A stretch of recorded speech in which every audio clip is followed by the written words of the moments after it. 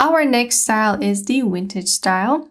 We're going to take a look at how we can transform a video that was shot in modern times and make it look like a scene from a vintage film. So let's get started. I have 3 examples as always, and each one has that vintage theme, so it's not completely unrelated. You could go for any other video, but I just wanted the video to be relevant to the style that we're adding on. Let's make our first sequence. And I just have this confrontation between these 2 characters. So let's head over to our customized workspace and begin working with the lighting of this video. So vintage films, they don't have that much contrast. We kind of went over this topic briefly, but you want to reduce the contrast, lift up those shadows, and have a rather bright video. So I'm going to increase the exposure, reduce the contrast, decrease those highlights. We want them to look kind of flat. Decrease the whites and increase the blacks. So already we transformed the video by removing the contrast completely and making this look like a faded film. For temperature, you're going to go to the right side, the warm side. And for saturation, I'm just going to reduce it here so I can work with the colors going forward. In the creative section, increase faded film, vibrance, bring out some of those colors that are just not as visible, and then just decrease the saturation. So this is what we did. Next is the curves. I'm going to begin with RGB curves, lift up these shadows a little bit more and create my S-curve. I'm going to head down to the blue channel, add some blue to the shadows, and make the rest yellow, which is right over here. Yellow is the opposite of blue.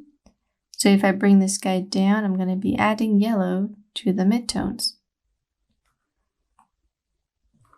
Next, we have the hue saturation curves that you can use to alter the colors inside the video.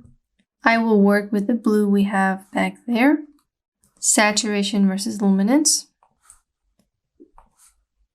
So just reduce from that saturation. So far it's looking good. Head down to color wheels. For shadows, we want that red. Midtones, we want a little bit of green. Highlights, we want a yellow. The most important one is the shadows. So the red is really going to help make this look more vintage. Grab the HSL secondary and isolate the blue that we have back there. Refine the edges and just reduce the saturation. We don't want that to distract the audience. So just do that. If needed, bring in some of that darker color. So now I have my vintage look. I'm going to add a vignette to the corners. That's pretty common. Go back to my basic correction and work with the sliders one more time. Once you're done, you should be getting something like this. This is what it looked like before. This is what it looks like after. Now let's go back in here, and I think I will reduce the vibrance instead of add. Something like this, because I want to make this look like a really serious confrontation. She does have a gun, so you want to match what's happening. Once you're done with this, we can add our cinematic crop effect right above. I want to go with 4%. And if you want a different color on the bottoms, you just need to move this layer 1 floor up. Go to your project panel, create a new item for color matte. Then choose whatever color you want. I'm going to go with like a grayish color, and I can always come back and change this. Make a grayish color matte, bring it underneath this video. So now we're going to get that gray color. And now we're good to go. Close that off. Then we're going to head to the effects panel one more time and look for the noise effect in noise and grain. Add it on top of your video and not your color matte. You can lock this layer if you feel like you might add something on by mistake. So on this video, we're going to add the noise effect. Zoom in onto, let's say, your subject's face. And then based on what you see, you want to add some noise. I'm going to go with 12%. Uncheck the use color noise so we don't get the red, green, and blue colors. Turn it off. And that's looking pretty good. I'm going to increase my noise to 17% since I was able to get a preview from far away. So that's our first example. This is the before result. And this is the after result. Pretty good. Moving on onto the second example. Now in this example, we do have a vintage setting. And notice how we have a lot of warm tones. This is perfect for this style. So unlike the first example, we're going to center this color grading off of the warm tones that we have. Let me show you what I mean. First, as always, work with the different sliders and make this look more flat. Make this more yellow more than often so the warm tones pop. And we can add a little bit of magenta to the tint. Head down to the creative and vibrance. We want to increase it quite more than we usually do. Faded film and saturation. The video is looking pretty yellow right now, but this on its own is an example of a vintage style. So it really depends on what's in the video, and based on that, you can choose the style that can help make your video look more vintage. Go to the blue channel. We want to bring everything down to yellow. Yellow here. And yellow for the highlights. If you saw that the colors are not up to your liking, you can just go into the hue and saturation curves and just make this look different. I will just sample a pretty average color, like the box, and just work with the way it looks.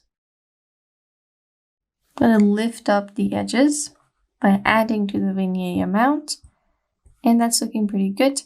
Color wheels, we want to, like we said, make everything look yellow and warm.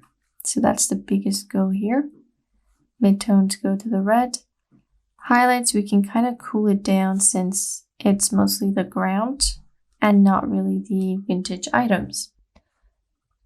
Basic correction, let me work more with the flatness of this video. You can pull contrast down all the way. RGB curves, and then lift up those shadows. Now I'm just going to copy the noise effect, as in bring the same noise effect onto this video, and just add more than the previous example. So maybe 20%. Let's see how that looks. There we go, that's looking good. I can even go up to 25. Now here, because we do have a lot of colors, I want to keep this option turned on. Not sure if you can see, but there are some red greenish points all over the video. But in this style example, it's going to help the video look better. So it's going to give it that old film camera look because of all the noise. So this is our second example. This is what it looked like before. This is what it looks like after. Completely different. Now let's take a look at our final example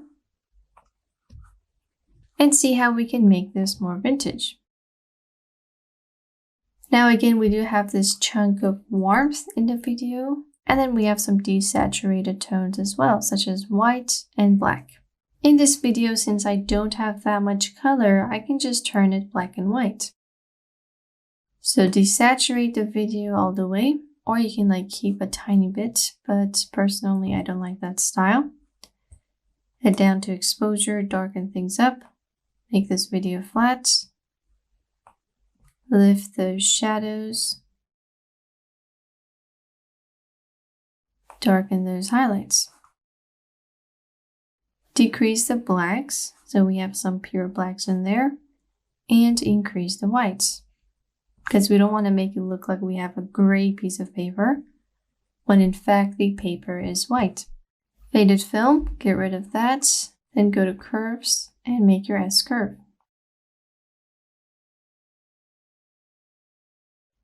Now in color wheels, you can actually add a certain tint just to shift this away from a complete black and white video. I'm going to add a tiny bit of a warm tone. It's an orange right here. This is of course optional. To cancel out the yellow from the paper, I'm going to add a warm tone to the highlights. Again, a very small amount. For Vignette, I'm going to darken things up and then work with the midpoint and roundness. So it's centered around the typewriter and the focus is only on the typewriter. Feather it out. Let's try a smaller number, and that's looking pretty good.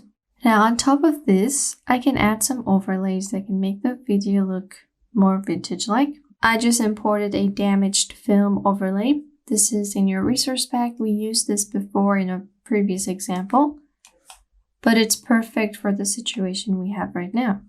So right click on it and just set to frame size. It's going to cover it up like this. Go to the effect controls, turn off uniform scale, and increase the width until it covers the entire screen. Then we're going to change the blending mode to screen, and that way I can just get these lines and not the rest of the black background. So now when I play this back, we get these damage, which is pretty common in vintage films. Go to a frame where you can see the hands next to the typewriter. Then work with these sliders further. So now this is looking a lot more flat.